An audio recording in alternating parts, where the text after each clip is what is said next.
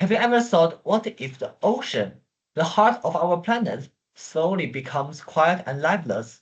What will we do then? This is not just a scare thought, it's real, and it's happening now. According to the report by the European Environment Agency published in 2023, the average sea surface temperature has risen by 0.88 degrees since 1850. That's up to 8 times faster than before in the Industrial Revolution. And the ocean pH has dropped by 13%, weakening the shells of corals and mollusks. And by 2100, the ocean may lose 3 to 4% of its dissolved oxygen, which puts many sea creatures at risk of suffocation. These are not just numbers, they are warning. Warming, ascent, and the oxygen loss is a deadly trail of attacking marine life and disrupting the ocean's balance. Our topic today is how climate change impacts marine life, which is closely connected to the United Nations Sustainable Development Goal number 14, life below water. I'm your moderator, Wang Shoulong. And now, let me introduce our panelist. Through Subo Zihao, we will explain the cause of ocean warming, acidification, and deoxygenation. Qiyue Kai, who will show us how these changes affect marine life. Lu Junzhi, who will dive deeper into how marine food chains are being disturbed. And finally, Xia Yanbo, who will discuss the solutions and what we can do to protect the ocean. Now, let's get started. First, let's welcome the first understand of the root of the problem. Please welcome Subo Zihao, who will tell us what's really causing these threats to our ocean. Zihao, your turn. Okay. Thank you, Shoulong. Hello, everyone. I'm Subo Zihao. First, I will tell me the topic of our group discuss is the how climate change affect marine life. My part is the cause. I think the first cause is the ocean warming.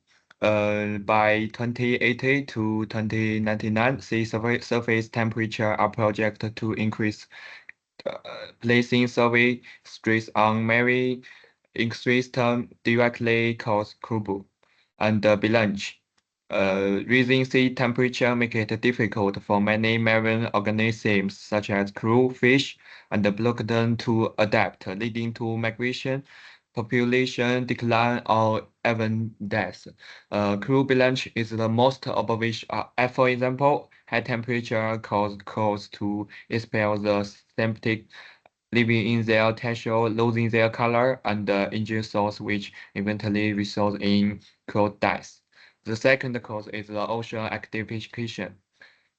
Surface ocean pH is expected to decrease by units, making it more difficult for caffeine organisms to form and maintain their shells and skeletons. Carbon dioxide from the atmosphere is absorbed by the ocean and forms, increasing the activity of seawater. Acidification makes it harder for collecting free organisms such as shellfish, corals, and sea units to build and maintain their shells or skeletons, affecting their growth and service. The third cause is the sea level rise. This of organizations live in the 100 to 600 meter depth range are projected to decline by approximately 13, intercepting the formation of ocean dead zones. Due to the melting of glaciers and through expansion, sea level are rising, which leads to the submergence of coastal habitats such as wetlands and mangroves. The fourth cause is the ocean degradation. Dissolved organization levels in the 100 to 600 meters depth range are projected and to decline by approximately 13, intercepting the formation of ocean dead zones. Global warming reduce the amount of organization that can dissolve in seawater. In addition, spongy ocean stratification limits mixing between surface and deep waters, resulting in dead zones, where organization is too long to support most marine life. Okay, my part is over. Thank you. Okay, thank you, Zihao. So, for the informant explanation, from greenhouse gases to human activities, we've really pushed the ocean to its limit. Now that we know the causes, let's look about the real consequence. Please welcome Qi Kai, who will tell us how the deadly trail, ocean warming, acidification, and deoxygenation are affecting marine life today. Your Okay. Today I will talk about ocean warming and its serious impact on marine ecosystems. As ocean temperatures rise, the water becomes more layered. This layering prevents nutrients from rising to the surface, which reduces the growth of phytoplankton, the base of the marine food chain. On top of that, more frequent and intense marine heat waves have led to mass die-offs of key species like corals and seagrasses, which are vital habitats for many marine animals. According to a 2019 study published in Natural Climate Change, the frequency, intensity, and the duration of ocean heat waves has increased, causing serious impacts on marine foundation, taxa such as corals, seagrasses, and kelps. Another part of the report also states that enhanced starfication had led to a reduction in nutrient supply, resulting in declines in net primary production. These findings give us a strong scientific basis to understand how ocean warming damages marine habitats and how limited nutrients can affect fishes and food chains. It helps us explore the deeper ecological consequences of climate change beyond just the temperature rise. And next, I'd like to talk about ocean deoxygenation, another major threat caused by climate change. When ocean temperatures rise, oxygen becomes less soluble in water, and the water becomes more stratified. This reduces vertical mixing, which is critical for oxygen ventilation. As a result, oxygen poor areas, also called dead zones, begin to form, making it harder for marine animals that rely on oxygen to survive.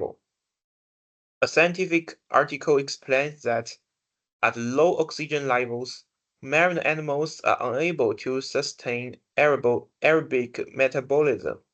Another line from the same study notes, global warming is driving a global decline of dissolved oxygen due to reduced solubility and ventilation. This finding has helped understand how deoxygenation affects marine physiology, leading to ecosystem collapsing in some regions. This perspective supports us discussion on how ocean conditions are becoming increasingly hostile to marine life. And the last one, let's look at ocean acidification, a less visible but equally damaging effect of climate change. The ocean absorbed about 1/3 of human emitted cobalt oxygen. This lowers the water pH and reduces carbonate ion availability, which is crucial for marine organisms like corals, mollusks, and shellfish to build their skeletons. Acidification also affects fish behavior and sensory functions, this disrupting the balance of predator and prey. According to a recent publication, calcifying species exhibit depressed calcification growth and survival under acidification. And it also says oil factory discrimination and predation. Cry responses are impaired under more acidification conditions. This insight shows how ocean acidification weakens the base of the marine food web. This helps our group inform how climate change makes ecosystems more vulnerable, both structurally and behaviorally. Thanks for listening. Okay, so thank you, Yukai. That's really eye-open. Warming is shifting habits. Acid is melting shells, and without oxygen, sea animals simply can't survive. It's like the ocean is crying out for help. Let's go even deeper. How are these changes affect the marine food chain? Here is Du Junzhi, who will help us understand the consistent impacts on ocean ecosystems and biodiversity. So, 君智, what do you think the impact of climate change on the ocean? Hello everyone. Now I will talk about my opinion about the impact of climate on the ocean. Climate change, especially ocean warming and acidification, may disrupt the marine food chain, which is very important for the ecosystem. There's a example. In the second half of 2013, the seawater in the Gulf of Alaska began to warm up. Within just a few months, the sea surface temperature rose by 2.78, and in some local area, it rose by 3.89. A temperature difference of 2 or 3 degrees Celsius may seem insignificant to the human body, but its impact on the ocean is fatal. The affected area of the heat wave expanded rapidly, eventually extending from Alaska all the way to the Gulf of Mexico, thousands of kilometers away. In just 3 years, it completely overturned to the entire ecosystem of North Pacific. Maybe you want to know what is a food chain. Just as people need to eat when they are alive, in order for the ocean ecosystem to survive, each living creature needs its own resource of food. A big fish is small fish. Small fish eat plants. Just like this. Then, in the warming experiment, the scientists have a warming experiment. Regardless of whether it was acidified or not. The increase in temperatures led to the rampant growth of a type um, marine organism called carbon bacteria. The cyanobacteria are like marine weeds. Many cans are not tasted and toxic or have a poor nutrition. It's very bad for the sea creatures. The originally delicious algae, such as diet moss, have been replaced by cyanobacteria. This blue-green algae that no one eats and cannot deal with climate at the bottom of the sea. There's no one can deal with them. At last, I will summarize it into one sentence. Global warming will cause the ocean to overgrowth, grown with a poor quality wise. It's living both behaviors and convenience. It are undeferred. Eventually, it may lead to the collapse of the marine food chains and the depletions of fishes' reserves. The researchers have thousands of alarm from humanity. If greenhouse gas emissions are not controlled and global warming is not slowed down, the marine ecosystem on which we depend for survive will face a huge and structural risk of damage. That's all. Thank you. Okay, thank you, Junji. That was really clear and powerful. We're not just losing fish, we are losing balance, biodiversity, and ocean's ability to store the carbon. It isn't just a marine crisis, it's a human crisis.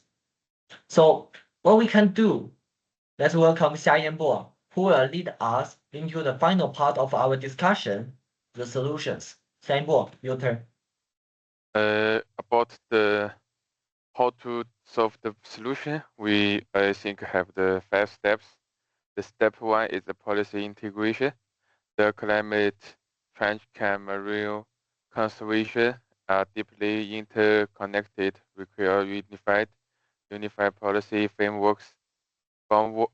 Governments should establish core center cooperation mechanisms to align environmental protection and fisheries management and climate policies. For instance, international agreements like Paris Accord can drive global action, while national regulation ensure localized implementation. The step 2 is the explain marine protected areas, that is the MPS. MPS are vital for safeguarding regular ecosystems. We must increase their coverage and enhance management to ensure effectiveness.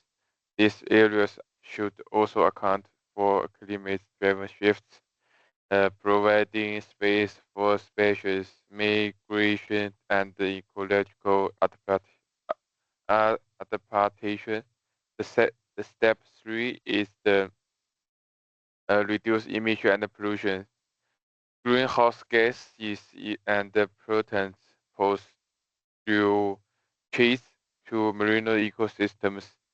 Accelerating the transition to renewable energy and curbing carbon emission is the critical. Stimulously, we must reduce plastic waste, agricultural runoff, and other pollutants entering the ocean. Individual actions like adopting low carbon lifestyles can collectively make a difference. Step 4 is the nature-based solutions.